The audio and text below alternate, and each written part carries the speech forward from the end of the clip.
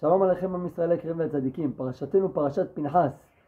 כל כך מזכירים את פנחס לשבח על זה שהוא כינה את קינת השם ועצר את המגפה, וכתוב בתהילים ועמוד פנחס ויפלל ותעצר המגפה ותחשב לו לצדקה לדור ודור עד עולם.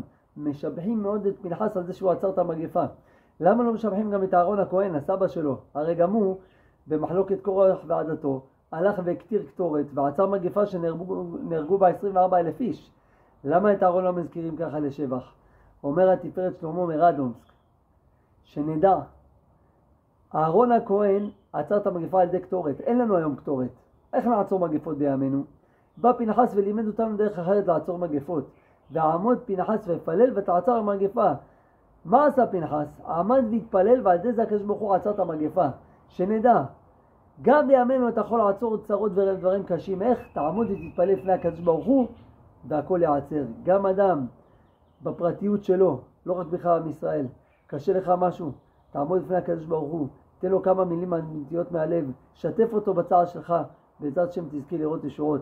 השם יזכנו, אין כמוכם על ישראל, שנשמע ונתבשר בשורות טובות.